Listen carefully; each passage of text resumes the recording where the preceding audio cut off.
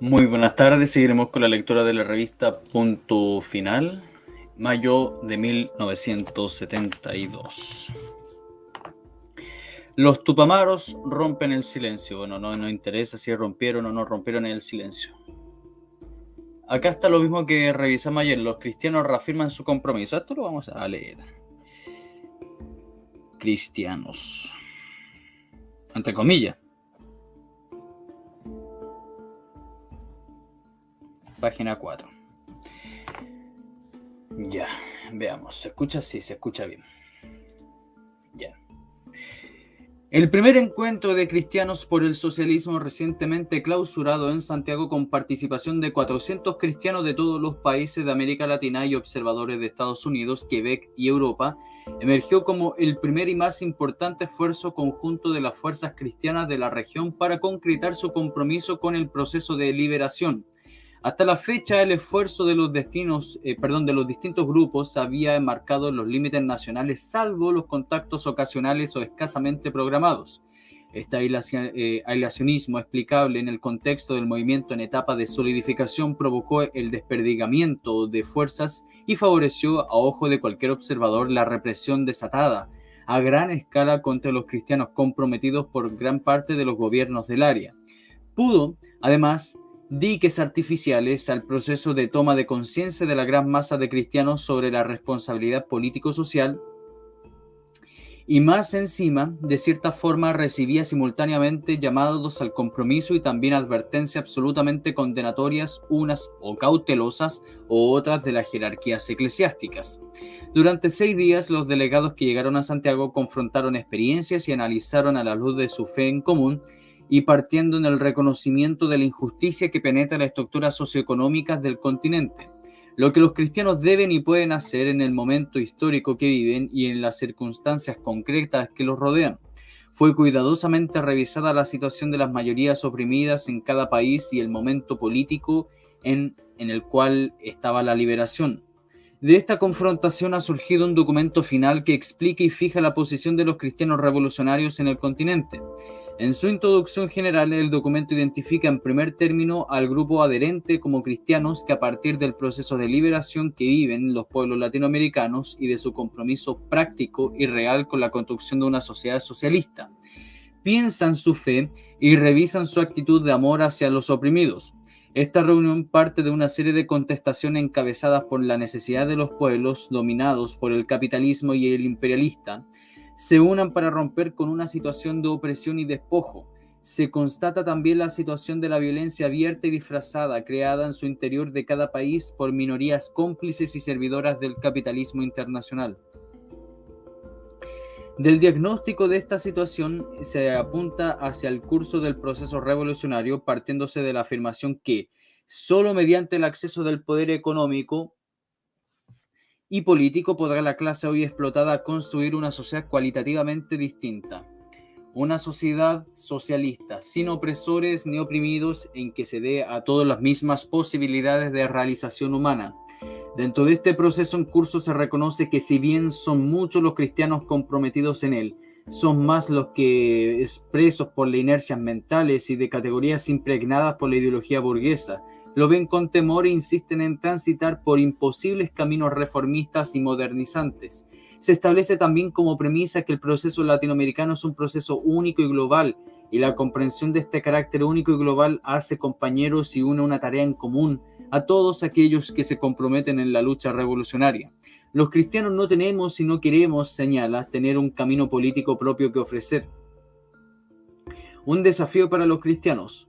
Una situación de violencia institucionalizada como la que vive América Latina desafía la conciencia cristiana. La realidad no es fruto de una insuficiencia de la naturaleza, ni de un destino inexorable, ni de los designios de un Dios implacable ajeno al drama humano. Es fruto de la voluntad de una minoría privilegiada de hombres que han hecho posible el mantenimiento de la sociedad capitalista. En su fase superior, el capitalismo colonialista o neocolonialista conduce al imperialismo, que a su vez actúa en complicidad de capas nacionales dominantes, que aparecen en alianza con la iglesia institucionalizada. Una de las constataciones más importantes de la primera parte del documento se refiere a la voluntad del imperialismo de desunir al pueblo, oponiendo a cristianos y marxistas con la intención de paralizar el proceso revolucionario de América Latina. Por otra parte, los cristianos comprometidos con el proceso revolucionario reconocen el fracaso final del tercerismo social cristiano y procuran insertarse en la única historia de la liberación del continente. En tanto, la agudización de la lucha de clases significa una nueva etapa de la lucha ideológica política y excluye toda forma de presunta neutralidad y apoliticismo. En el análisis de los intentos de liberación, el documento concuerda que precisamente los movimientos que despuntan a los distintos países tienden a unificarse por encima de las diferencias tácticas.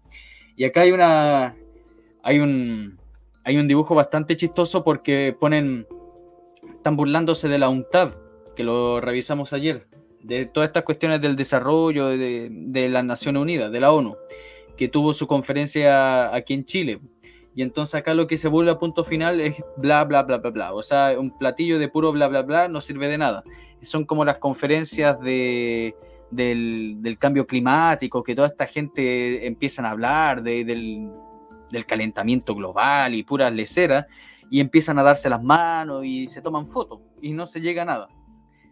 Bueno, fue exactamente lo mismo acá. O sea, son burócratas.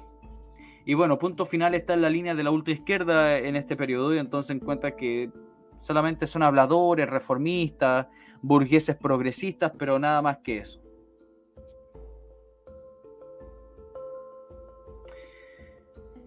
Y que los cristianos, urgidos por el espíritu del evangelio, se van integrando sin más derechos y deberes que cualquier revolucionario a grupos y partidos proletarios. También los cristianos comprometidos con el socialismo reconocen en el proletariado nacional y continental la vanguardia del proceso de liberación de América Latina. En ese contexto, grupos cada vez más amplios de cristianos descubren la vigencia histórica de su fe a partir de la acción política en la construcción del socialismo y la liberación de los oprimidos. Y la praxis junto al proletariado destruye a los cristianos los bloqueos éticos afectivos para comprometerse en la lucha de clases. Nuevamente el documento hace referencia a la alianza estratégica de los cristianos revolucionarios con los marxistas, señalando que ella supera uniones tácticas u oportunistas de corto plazo. Esa alianza estratégica significa, y dice, un caminar juntos en una acción política común hacia un proyecto histórico de liberación, y no implica que los cristianos en un abandono de su fe, sino que al contrario dinamiza su esperanza en el futuro de Cristo. Se advierte además contra el desconocimiento de la racionalidad propia de la lucha de clases que ha conducido a muchos cristianos a una inserción política equivocada. En el análisis del cristianismo, lucha ideológica, se establece claramente la necesidad de una posición crítica frente al uso ideológico y a veces sutil e inconsciente que se hace de la fe. En ese plano se recuerda que la ideología dominante asume ciertos elementos cristianos que la refuerzan y difunden y a la vez penetran en cierta medida la expresión de la fe, en particular a través de la doctrina social cristiana. La teología de todas estas organizaciones de la Iglesia. La lucha ideológica, advierte en el documento, tiene como una de sus tantas ideas centrales la identificación y el desmascaramiento de justificaciones ideológicas supuestamente cristianas. Al plantear como una exigencia evangélica la necesidad de este desenmascaramiento, se recalca que se requiere un instrumental científico adecuado y un compromiso con los pobres, los oprimidos y la clase trabajadora. Se especifica que no se trata de instrumentalizar la fe para fines políticos, sino devolverle su dimensión evangélica originaria. En el continente latinoamericano, la urgencia de esa tarea emana en la comprobación del uso ideológico que se hace actualmente de la fe. Paraliza su propia fuerza evangélica liberadora decisiva para el momento presente. Al acceder a la discusión de la función de la fe en el compromiso revolucionario, los cristianos reunidos en este primer encuentro latinoamericano concordaron en que uno de los descubrimientos más importantes para muchos de hoy es la convergencia entre la radicalidad de su fe y la radicalidad de su compromiso político. Aunque no se inserta en el documento final, es válido recordar aquí la frase que cierra un informe del grupo cristiano uruguayos que dice: en la lucha clandestina de los tupamaros, cristianos y no cristianos van creando el hombre nuevo. El documento final sí se revela una especie de interacción entre fe y compromiso revolucionario y sostiene por una parte que la fe cristiana se convierte en fermento revolucionario crítico y dinámico, y luego que el compromiso revolucionario tiene también una función crítica respecto de la fe cristiana. En el último sentido se alude a las complicidades históricas sutiles y abiertas con la cultura dominante. En el análisis, la reflexión sobre la fe deja de ser una especulación fuera del compromiso con la historia y se reconoce con la praxis revolucionaria como matriz generadora de una nueva creatividad teológica. El contexto real de la vivencia de la fe es para estos cristianos la historia de la opresión y de la lucha liberadora, y para situarse en este contexto es necesario la participación efectiva mediante la incorporación en organizaciones y partidos que sean auténticos instrumentos de lucha de la clase trabajadora. La conclusión explícita de este documento es significativa de todo el proceso de discusión y acuerdo. Al separarnos de este encuentro, regresamos a nuestras tareas con un renovado espíritu de compromiso y hacemos nuestras las conocidas palabras del Che Guevara y que en estos días de algún modo hemos puesto en práctica. Los cristianos deben optar definitivamente por la revolución, y muy en especial en nuestro continente, donde es tan importante la fe cristiana en la masa popular. Pero los cristianos no pueden pretender en la lucha revolucionaria imponer sus propios dogmas ni hacer proselitismo para su iglesia. Deben venir con la pretensión de evangelizar a los marxistas y sin la cobardía de ocultar su fe para asimilarse a ellos. Cuando los cristianos se atreven a dar el testimonio revolucionario integral, la revolución latinoamericana será invencible, ya que hasta ahora los cristianos han permitido que su doctrina sea instrumentalizada por los reaccionarios. Presionan una indemnización del cobre, o sea, todavía está esta lecera de la nacionalización. Esto lo vamos a dejar. Lo voy a dejar yo aparte.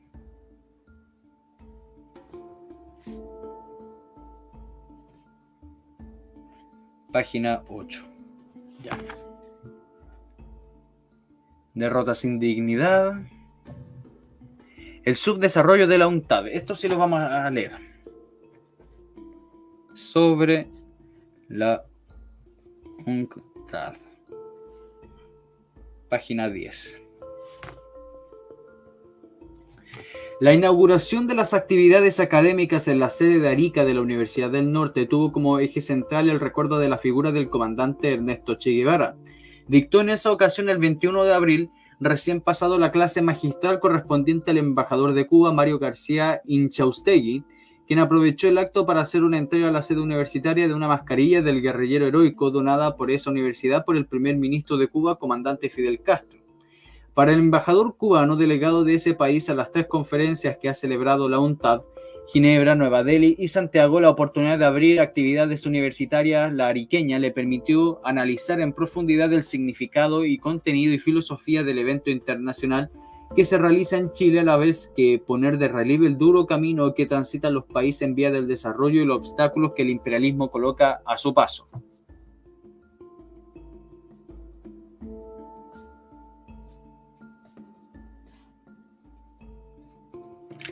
Su intervención fue del tenor siguiente: encontramos muy oportuno, y más que oportuno, encontramos muy justo que en un acto de tanta trascendencia en la vida de un hombre como en el inicio de su carrera o el recibimiento de su título que necesita para ejercer, se realice en torno a la figura del comandante Ernesto Che Guevara, que representa más que ninguna otra de las ansias de la transformación, de cambio, de transformaciones revolucionarias que ha vivido siempre en el pecho y en el corazón de la juventud, y en particular la juventud latinoamericana.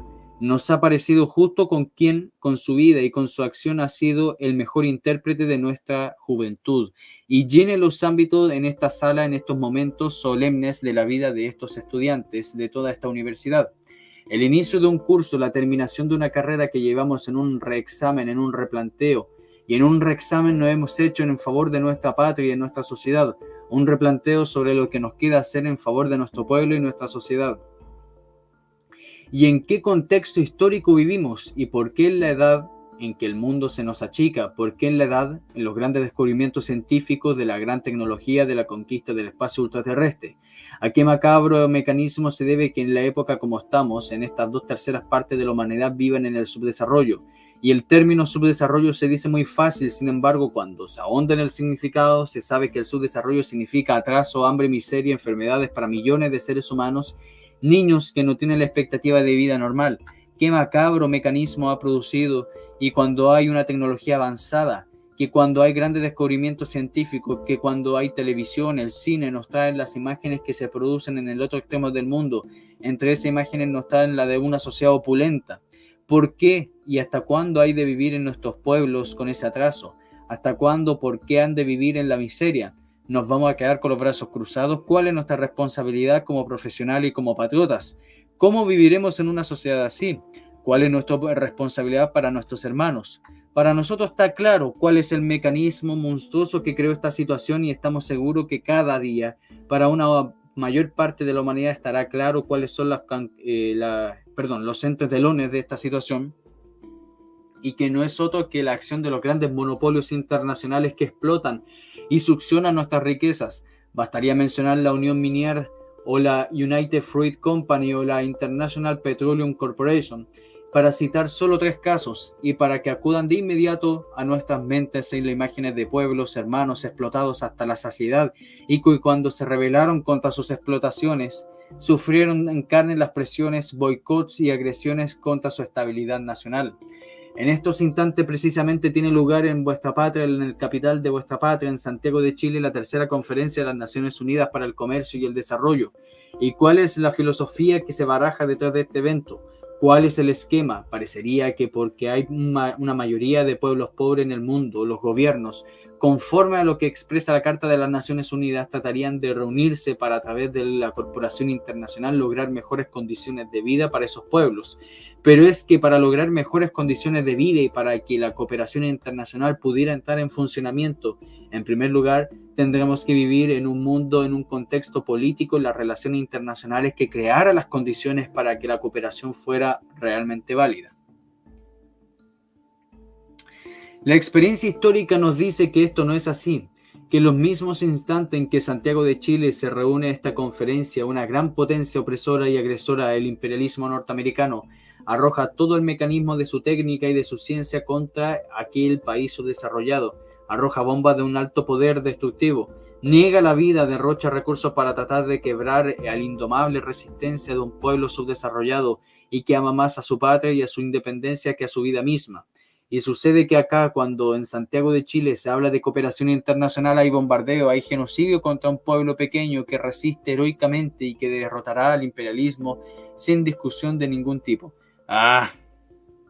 No me voy a comerme todo este discurso llorón estilo Galeano, ¿no? Si es un discurso del sujeto. Yo pensaba que iban a hablar de la UNTAD, pero simplemente este cubano de acá, este embajador de Cuba que está haciendo panfleterío y adoctrinamiento en la Universidad de Arica. Eso es, esto es adoctrinamiento. Puro llanto. Sí, parece escrito por Galeano. Ya. Casas de brujas en la Alemania Federal. La pintura revolucionaria viaja a Europa. Esto es interesante, esto lo voy a anotar como un datito aparte, no lo voy a leer, pero es que pretendo en un futuro hacer sobre el arte en la época de Lope.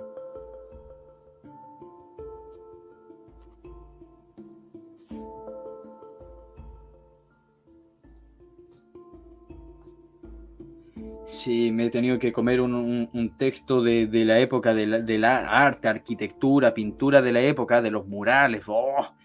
Incomestible, me lo tuve que leer. Pero ya los tengo resumidos, pero estos son datos que en esos libros no hay.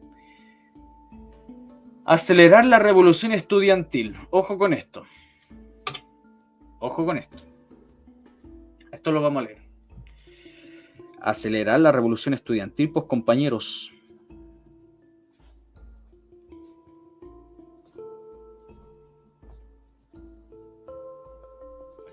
Página 18.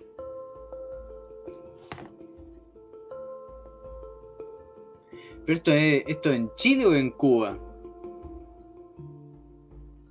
Eso es interesante, a ver. No, esto en Cuba. Esto en Cuba, pues. Pero acá dice si vas para Chile. Ya, saltémonos eso porque esto es de Cuba. Saltémonos eso y leamos los de Chile. Dice, si vas para Chile, ahora estamos cerca, me dice Branly, el letrero nos indica que debemos torcer la mano izquierda y unos metros más allá nos encontraremos con la primera escuela del Plan Ceiba. No, esto no es, no. No. Es una cuestión de Cuba nomás. Es una cuestión de Cuba. Es como un extracto de un libro.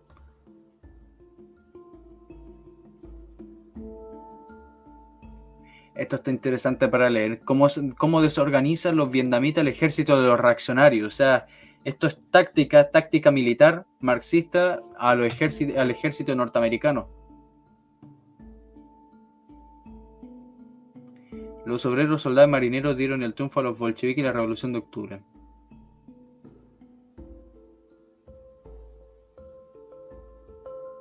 Esto en Bolivia, por si acaso.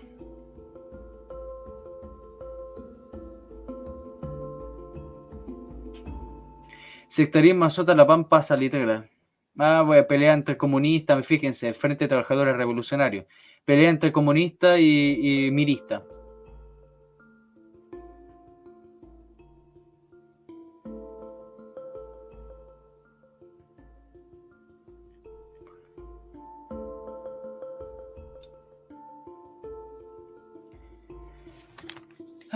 Ya, pues leamos esto, pues.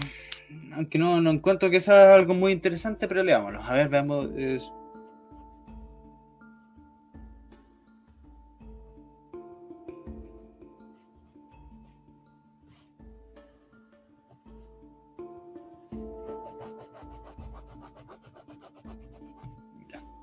27. Dice así. El vendaval del sectarismo azota en la Pampa Salitrera. Muchos temen que ocurran hechos imprevisibles de violencia.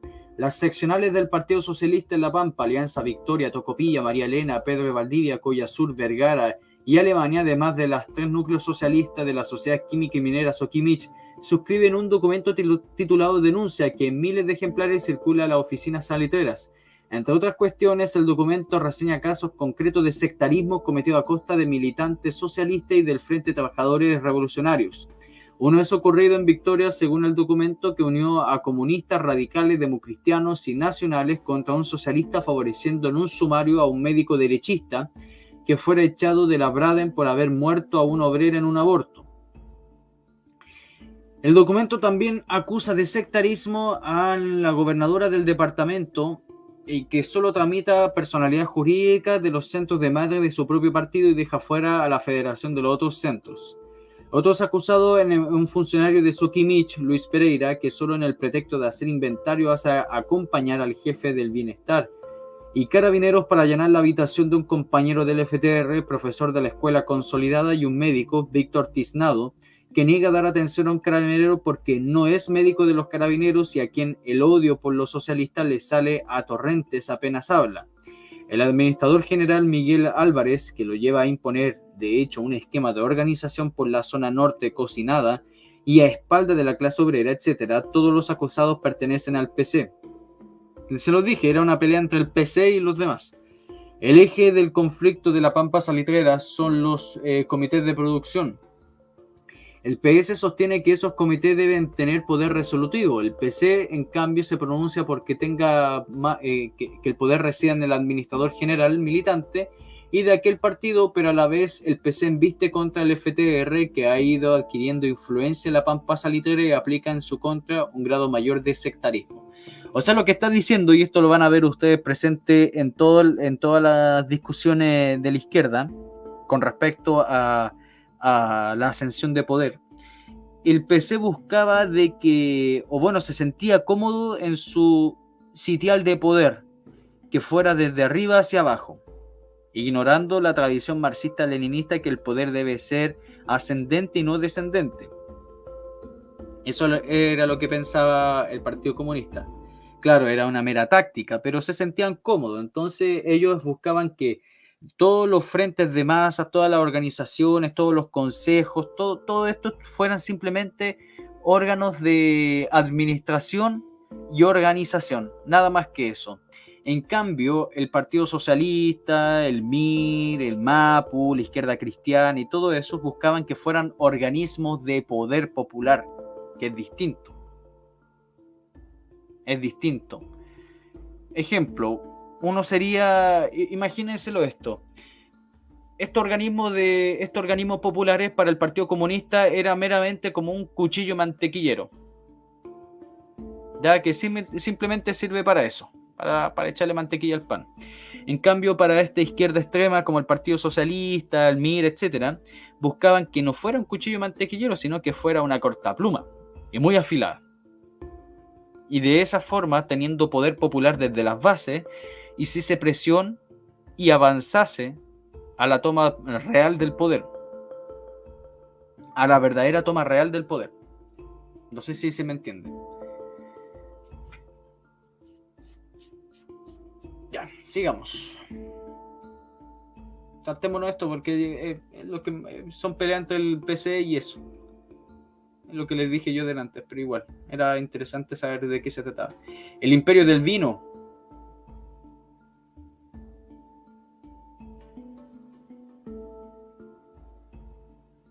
Me parece que quieren expropiar o bueno, hablo como que fuera en futuro. Parece que tenían ganas de quitarle el vino a algunas personas, pero sí, hubo expropiaciones de grandes viñedos por si acaso. El imperio del vino.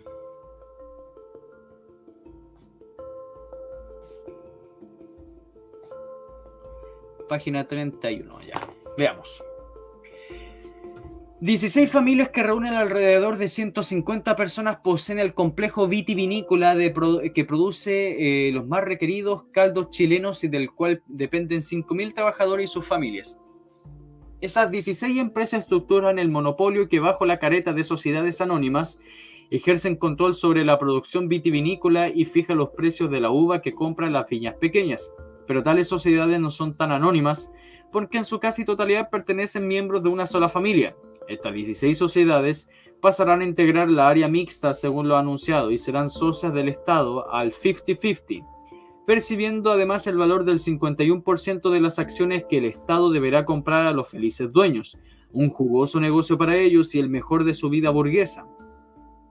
Esta situación se presenta cuando en este curso un proceso de reforma agraria que hasta la fecha se traduce en 2.756 fondos expropiados y cuando se proclama el exterminio del latifundio a plazo cercano, según el cual el rol de impuesto interno existían 4.500 latifundios con más de 80 hectáreas de riego básico, se han expropiado 2.756. Existen 7.500 predios de superficie fluctuante entre 40 y 80 hectáreas y de riego básico, de manera que si se bajara de 80 a 40 hectáreas como margen de expropiación, la tarea sería más ardua. Faltarían en total 9.244 predios para expropiar superiores a 40 hectáreas de riego básico. En Chile se extienden 110.000 hectáreas de viñas y desde Atacama hasta el Cautín, esto significa el 7,5% de la superficie cultivada y el 2% de la superficie agrícola del país. El 55% de la superficie corresponde a viñedos de secano y el 45% a riego.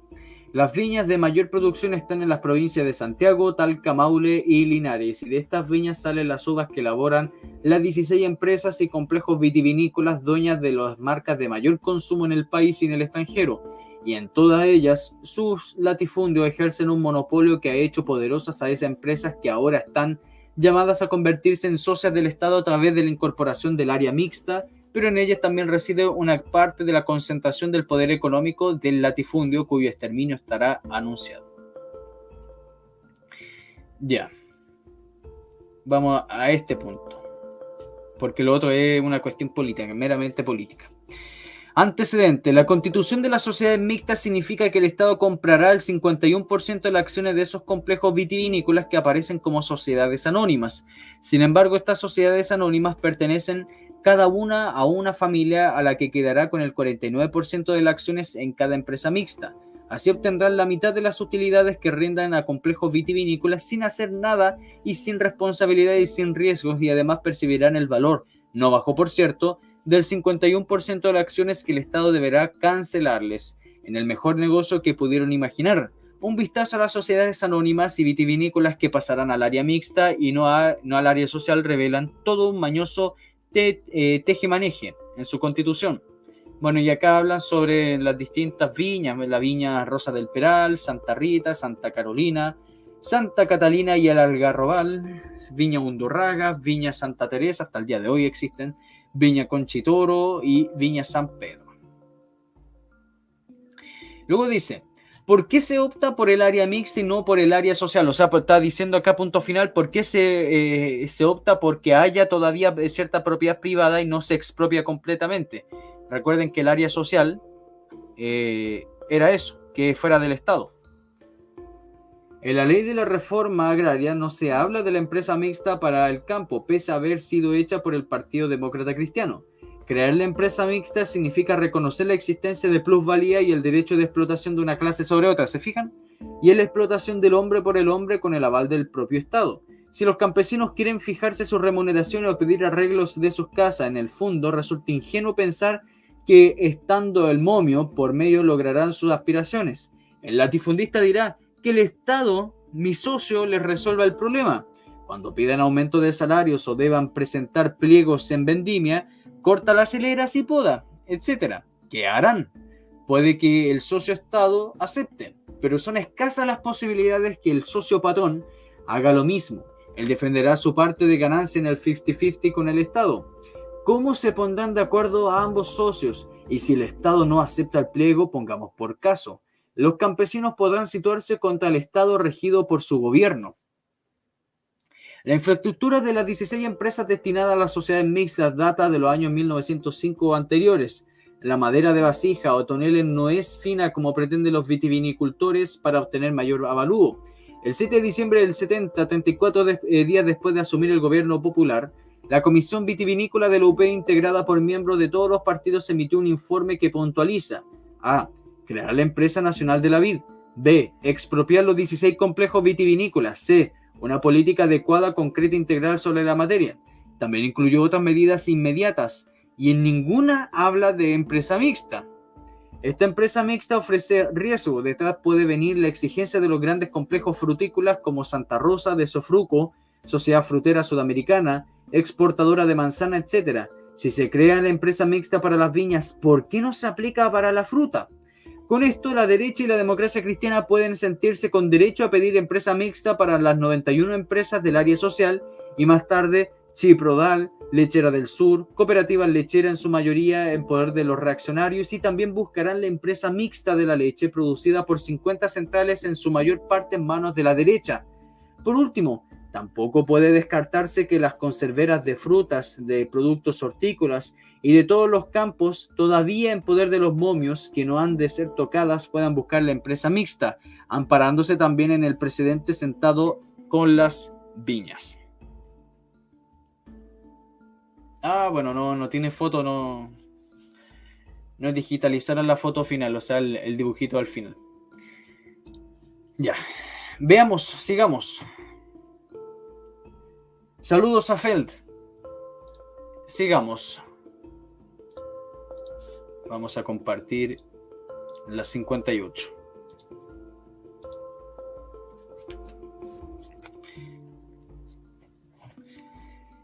Punto final, martes 23 de mayo. 23 de mayo del 72. Dilema en la izquierda: grupo móvil o movilización del pueblo. Lo saltamos. Ya, esto es importante porque habla del grupo móvil. O sea, lo que hoy día sería el GOPE, más o menos. Por ahí sería una cosa similar. Sobre el grupo móvil. Página 4. Dice: el 3 de diciembre de 1971, el senador Luis Corvalán, secretario general del PC, pronunció un discurso por cadena de radios. 48 horas antes había producido en Santiago la primera manifestación de masas organizada por estrategos fascistas que se conoce como desfile de las ollas vacías. Dijo el senador Corvalán en esa oportunidad: la clase obrera y el pueblo de Chile están dispuestos a no permitir que vuelvan a salir bandas fascistas a la calle. Bandas fascistas. O sea, un montón de señoras con cacerola eran unas bandas fascistas.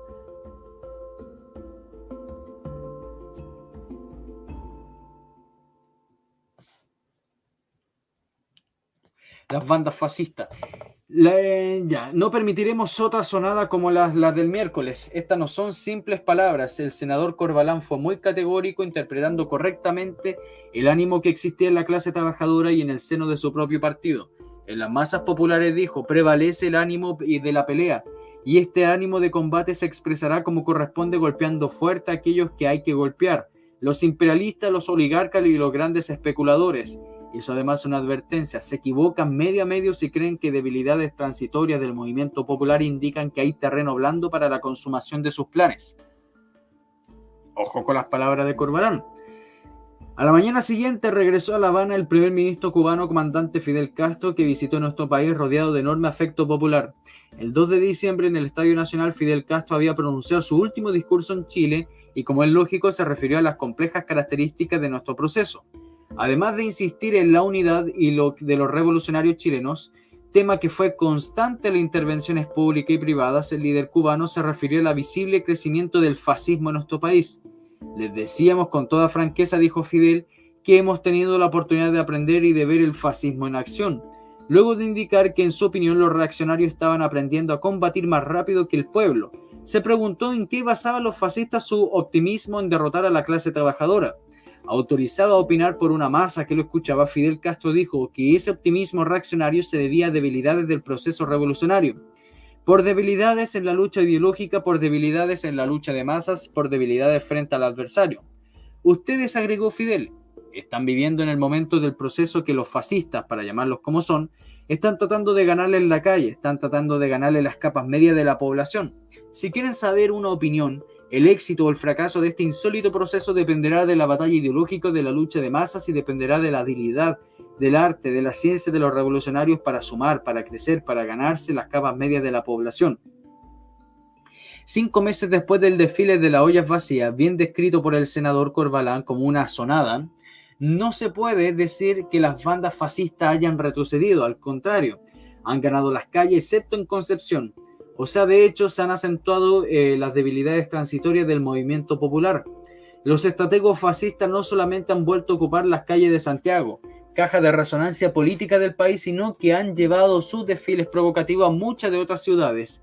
Dirigentes de los partidos DC y del Movimiento Nacional, del Partido Nacional y del Movimiento Patria y Libertad se trasladan en una a otra ciudad como un tropel circense, hablando a las multitudes y concentraciones que congregan a miles de personas modestas, confundidas por la habilidad fascista en el campo de la lucha ideológica, alentados por una táctica que el senador democristiano Juan de Dios Carmona definió como desobediencia civil. Los organizadores de estas demostraciones de oposición habían ganado la calle, hasta que pretendieron hacer lo mismo en Concepción.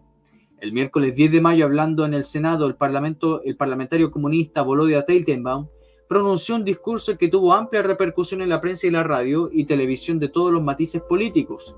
Después de señalar que la siembra de odio fue importada, el senador Teitelbaum dijo que hay una extrema derecha que trafica con armas y que está apostando a la guerra civil. Y hay también grupos ultra que se denominan a sí mismos de izquierda que siguen el mismo cauce y hacen el partner. ¿Se fijan cómo la izquierda siempre está esa la habilidad de siempre mostrarse como que van en la institución, que son moderados, que como lo está haciendo el Revolución Democrática, el partido del Boric y todas estas cuestiones? Cuando ellos no están en el poder, pero exaltan el denominado poder popular a full. Pero cuando están en el poder, ellos se muestran como los más legalistas que el Papa. Esta era la táctica del PC, si yo se los dije, es la táctica del PC. El PC no es que se haya vuelto democrático en esta época, sino que era la táctica ser democrático, y si la táctica no funcionaba, existía la otra variante, que era la lucha armada. Ellos nunca descartaron la lucha armada, nunca. Yo me he leído los congresos, nunca descartan la lucha armada. Incluso Corbalán da vuelta a las palabras y dice, no, si la vía pacífica no funciona, vamos a ocupar la vía no vía violenta. ¿Cómo era? Tenía otra palabra, se me olvidó, se me fue, pero son muy pillos esta gente, muy pilla.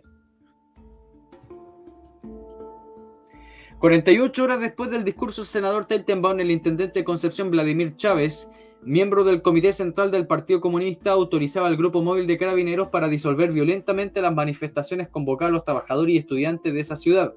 La acción del Grupo Móvil, cuya disolución era el número 37 de las primeras 40 medidas del programa del gobierno de la Unidad Popular, quitó la vida del estudiante de 17 años Eladio Camaño Sobarzo y dejó cerca de 40 heridos y algunos graves y numerosos detenidos, y todos ellos militantes del partido de izquierda.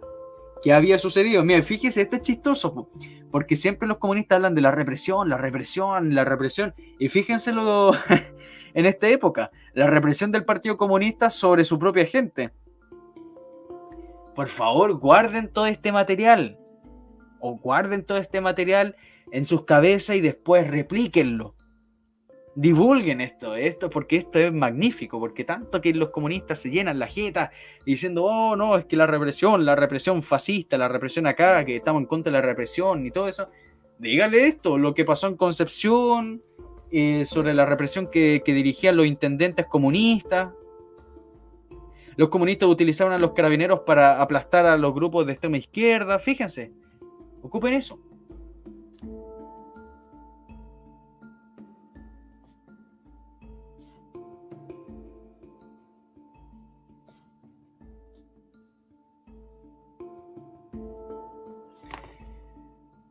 Ay, ay, ay. ¿Cuánto falta? Oye, largo el manso análisis. Este Manuel Cabieses, que después va a agarrar un puesto importante, se manda a los manso análisis. Largo. Ya. Desde luego, el martes 16 de mayo en Lautaro, provincia de Cautín, un grupo de 100 campesinos fue atacado a balazos por carabineros cuando se aproximaba al hospital de esa localidad. Resultados varios heridos. ¿Qué sucedió? El Consejo Comunal Campesino se había reunido para tratar problemas que afectan en especial a las mujeres, niños y ancianos por la deficiente atención médica en la zona. Se resolvió ir hasta el hospital y entregar una protesta, pero la policía, en conocimiento de esto, acordonó a bala en el sector y abrió fuego apenas vio aparecer a los campesinos, entre los cuales iban muchas mujeres y niños. Los trabajadores agrícolas responsabilizaron a la represión al gobernador de Lautaro, Alfonso Neira, militante del Partido Comunista. Mire, fíjense, esto es del oro. Dos campesinos, uno de 31 años y otro de 17, quedaron graves y detenidos en el hospital de Temuco. Los consejos comunales campesinos de Freire, Perquenco, Villarrica, Cuneo y Lautaro exigieron la destitución de los jefes policiales y la investigación de la responsabilidad del gobernador Neira. Si estos hechos respondieran a una conducta del gobierno en términos globales de unidad popular, habría razón para sostener una dura crítica al Ejecutivo, pero más bien parecen responsabilidad de la línea que aplica un sector determinado, en este caso la dirección del Partido Comunista.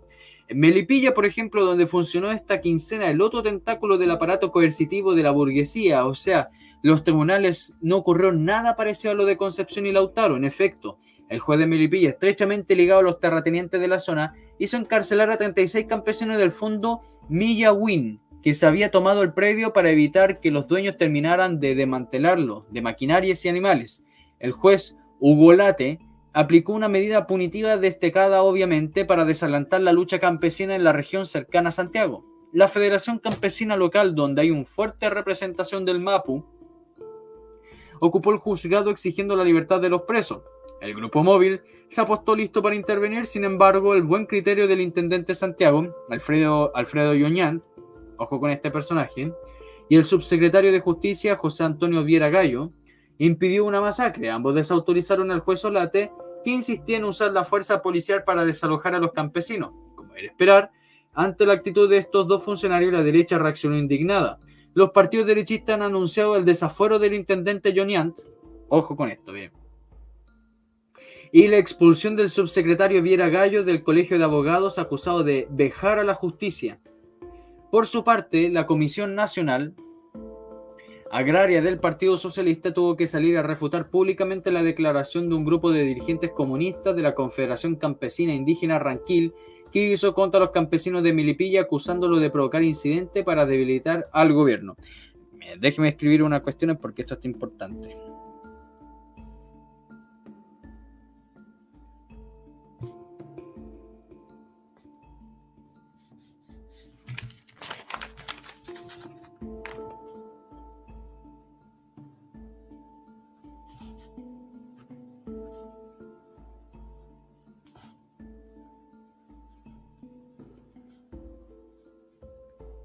Ya.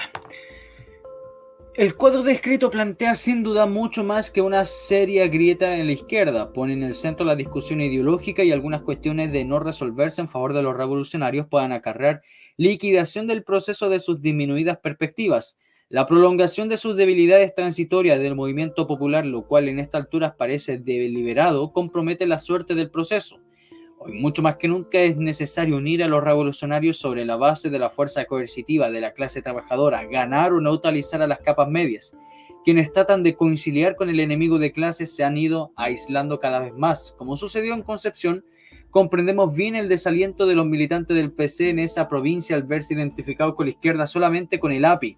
Pero todavía es tiempo de llevar adelante una vigorosa rectificación que impida al fascismo seguir avanzando gracias a su táctica legalista de separar del conjunto al pueblo movilizado al importante contingente trabajador que dirige el PC.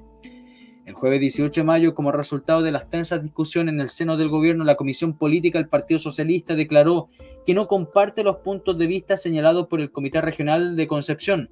La declaración lamenta profundamente los sucesos que constaron la vida de un joven estudiante cuya actitud de lucha en defensa de las conquistas del gobierno popular es un ejemplo para la juventud de nuestra patria. No obstante, toda esa autorización de los dirigentes regionales del PC en Concepción han seguido trabajando en el ahora llamado Grupo de los Cinco, que integran el PS, el PR, el MAPU, la Izquierda Cristiana y el MIR. Casi simultáneamente con la declaración de la Comisión Política del PS se dio a conocer que el PDC había planteado directamente al comandante en jefe del ejército, Carlos Prats, la necesidad de entregar a la Fuerza Armada el control de los grupos armados. Para el efecto del PDC dispone un proyecto de ley que presentó el senador Juan de Dios Carmona, miembro de la extrema derecha de ese partido, con estas características amenazantes para la izquierda que la lucha del socialismo se cerró en una quincena que posiblemente definirá el curso del proceso. Pronto va a surgir y punto final van a ponerse a llorar con la ley de control de armas de este senador, de Juan de Dios Carmona. Ya, siguen hablando de la ITT. Esto no lo voy a leer. Mucho relleno. Todas las revistas vienen con la ITT.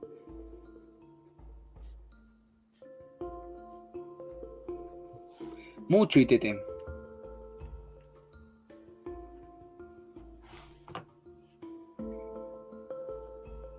Esto sí, porque esto es copucha de la CUT.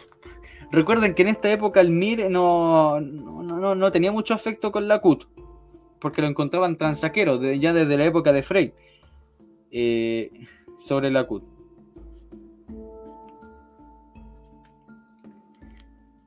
Esto sí. Por primera vez en la historia sindical de Chile se utilizará el sistema de votación directa para la elección de dirigentes nacionales y provinciales de los trabajadores organizados. La experiencia se pondrá en práctica en las próximas elecciones de la CUT, Central Única de Trabajadores, y emana un acuerdo tomado del sexto congreso del organismo y celebrado entre el 8 y el 12 de diciembre de este último. Hasta ahora se había precedido un sistema indirecto, vale decir, los trabajadores designan delegados, los que a su vez reunidos en una asamblea plenaria designan los directivos. Ahora más de 800.000 trabajadores sufragarán directamente en sus sitios de trabajo locales o sindicales. El procedimiento de votación ha sido rigurosamente reglamentado, pero en caso de producirse vacíos se aplicarán los criterios contemplados en la Ley General de Elecciones. Las mesas receptoras serán constituidas en los locales acordados por un dirigente sindical y un representante en cada lista, entre los cuales se elegirán los diversos cargos de la mesa. Cada uno de los partidos o grupos que presenta la lista podrá también tener un apoderado general. Los partidos socialista, comunista, demócrata, cristiano tienen allí 3 representantes, el Partido Radical y el MAPU 2, el FTR, o sea que era la filial del MIR, y la Izquierda Cristiana 1. La presidencia correspondió al Partido Comunista y la vicepresidencia al Partido Socialista. 13 partidos o agrupaciones presentaron 595 candidatos para ocupar 73 cargos nacionales, incluidos en esta última cifra los suplentes. Los candidatos van en 13 listas por orden alfabético que corresponden al MAPU, al API, al Partido Comunista, Independientes, originalmente Partido Comunista Revolucionario, Unión Socialista Popular, la USOPO, la Socialdemocracia, Partido Socialista, Frente de Trabajadores Revolucionario, Izquierda Cristiana, Izquierda Radical, Movimiento Sindical Libertario, ex anarcos. ¡Cachen eso! Ojo con esto, te lo voy a repetir siempre. Los libertarios, desde siempre, no hablo de los libertarios de YouTube o ustedes mismos, no, pero la palabra libertario siempre la ha tomado los anarquistas. Y no por nada siempre se dice que los libertarios fundamentalistas, los máximos libertarios son los anarcocapitalistas. No por nada los dos extremos se tocan en este punto. Ojo con eso. Así que cuando lean ustedes algún libro narrando historias de principios del siglo o finales de 1800, usted lee la palabra libertario, no piensen que están hablando de personas como Paralelo, como Johannes Kaiser, no, son anarquistas.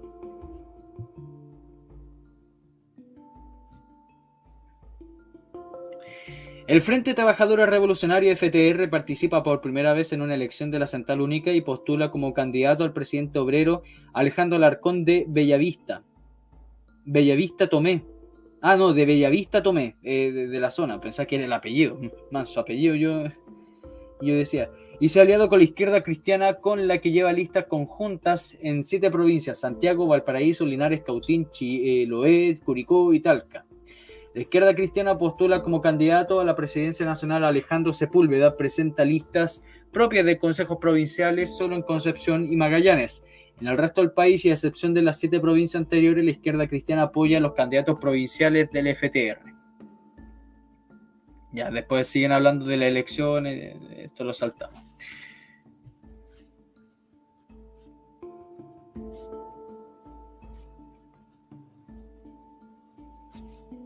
Ya. Brasil al asalto de África. No apoyamos ninguna política reformista. Bueno, eso ya lo sabemos más que nadie. Están hablando acá de Cuba. Kimantú rompe todos los moldes. Esto no lo podemos... Oh, mansa. Ah, no, repitieron página, parece. Sí, hay una repetición de página. Esto lo voy a hacer Esto lo voy a hacer yo en un video aparte. Voy a hacer yo un video explicando qué es la editorial Kimantú.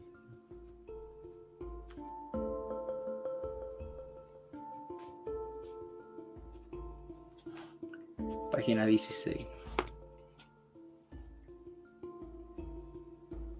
La ITT y sus socios del PDC. Mire, fíjense, de nuevo hablan de la ITT.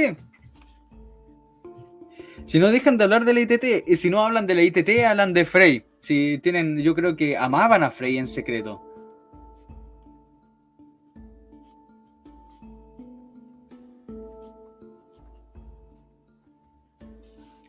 Página 20, a ver qué dice. Ya, es cortito, leámoslos.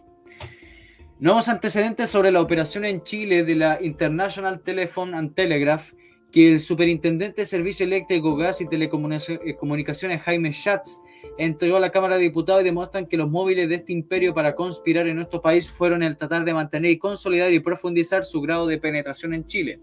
Jaime Schatz, que es también interventor de la compañía de teléfono, entregó a la comisión parlamentaria que investiga las actividades del ITT en conjunto de documentos que pertenecen a esta empresa norteamericana, y vuelven a aparecer el ya conocido Hal Hendricks, director de Relaciones Públicas de ITT para América Latina, y Robert Bereles, su asistente, en los documentos publicados en Washington por Jack Anderson, y figuran tejiendo en Chile los hilos de la conspiración del 70. En los documentos entregados por Schatz se prueban las vinculaciones de Hendricks y Bereles con la embajada norteamericana, y ambos a la vez estaban conectados con un chileno llamado Juan Capello, que era jefe de las relaciones públicas de la compañía de teléfonos. Actualmente Capello reside en Puerto Rico. Dijo Jaime Schatz que se ha puesto también en evidencia que tras el cortinaje de los departamentos de las relaciones públicas de la ITT se encuentra un verdadero sistema de espionaje internacional, como lo demuestra el documento A20, en que la ITT de Nueva York pide a la compañía de teléfonos de Chile que detecte reacciones de jefes de las Fuerzas Armadas, de la Administración Pública, de las principales empresas privadas, de los servicios de inteligencia y del movimiento sindical acerca de un discurso sobre la política hacia América Latina que el presidente de Estados Unidos pronunciará en algunos días. Y se ordena averiguar estas reacciones para transmitirla a la Casa Blanca como una ayuda, así textualmente solicitada por el gobierno de Estados Unidos a la ITT. La ITT conspiró para impedir que Allende asumiera la presidencia por una razón muy sencilla: porque estaba gozando bajo la administración de Frey de toda clase de facilidades para aumentar su penetración económica en Chile. Jaime Schatz demostró que desde 1930 hasta 1970 la compañía de teléfono internó solo $30 millones en capitales. En cambio, en el decenio 61-70 declaró utilidades por más de $118 millones remesando al extranjero, 16,9 millones por dividendos, 42,4 millones por intereses pagados a la propia ITT de Nueva York, 6,5 millones por intereses de compañías asociadas de la ITT, 4,5 millones por intereses pagados a bancos extranjeros, 8,7 millones por honorarios técnicos, 0,9 millones por otros conceptos. La ITT esperaba tener en Chile a partir del 72 utilidades mucho mayores, por ejemplo, un convenio suscrito por la Corfo en el 67 para la ampliación del servicio de teléfono aseguraba la utilidad líquida de 10% anual de la ITT y iba a ganar otros $20 millones anuales. En los archivos de la compañía de teléfonos se hallaron documentos que demuestran que la ITT utilizaba a esa filial suya como una agencia para detectar nuevos negocios en Chile. La ITT consideraba en efecto la posibilidad de introducirse a la industria de la celulosa y el papel y equipos electrónicos y eléctricos, manufactureras de cobre, neumáticos, salitre y construcción de viviendas y hasta la industria de sal de roca. Esto sin contar las empresas que ya estaban en su poder como la compañía de teléfonos, ITT Comunicaciones Mundiales, SA Guías y Publicidad de Chile, compañía de Standard Electric SAC, dos hoteles Sheraton y la compañía minera International Telephone and Telegraph Geophysical Inc. Y los documentos prueban que la ITT ampliaba sus negocios a través de los influyentes personajes del gobierno democristiano, como el ex vicepresidente de la Corfo, Raúl Sáez, actual asesor económico del gobierno venezolano. El nombre de Sáez aparece en numerosos telex de intercambio entre Santiago y Nueva York relacionados con un posible nuevo negocio del monopolio internacional. Ya esto Uruguay. La empresa de trabajadores, la nueva artimaña de la DC. No, fíjense, es puro es puro Frey.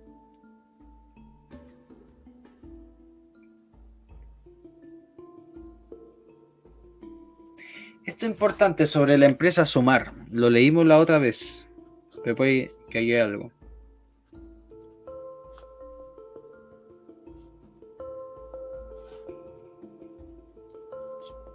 Página 29.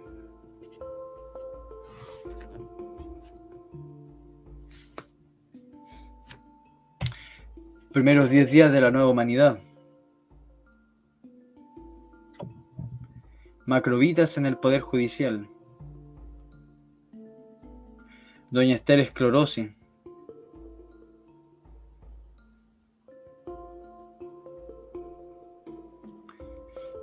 ¿Pero a qué se refiere esta cuestión?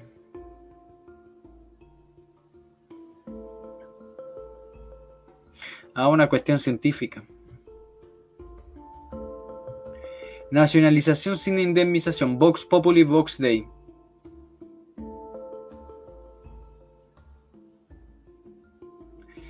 Están parodiando la crucifixión de Cristo acá.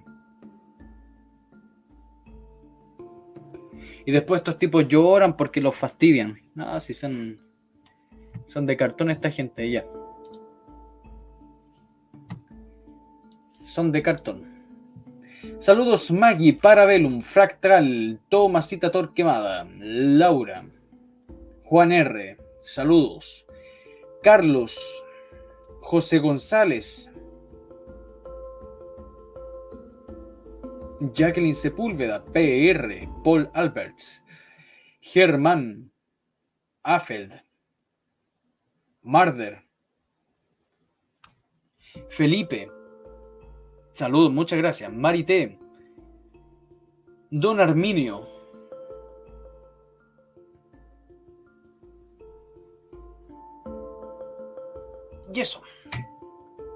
y eso, dejémoslo hasta acá. Muchas gracias por ver. Mejor dicho, por escuchar, porque poco pueden ver, pero igual. Recuerden difundan, compartan, hagan esa pega, panfleten todo lo que tengan que panfletear con el canal. Estamos descubriendo cosas, pero increíbles con la revista Punto Final. Y eso, trabajo de difusión más que nada, estimado. Es lo único que pido. Ya también vean los videos que he estado subiendo, vean los shorts y todas esas cuestiones. He estado subiendo material interesante, así que cuídense mucho y recuerden que el canal está desmonetizado, así que cualquier ayuda, bienvenida. Cuídense mucho, nos vemos para mañana a las 4:30 y que Dios los bendiga a todos. Hasta luego. Chau, chera. Muchas gracias, Maximiliano. Hasta luego.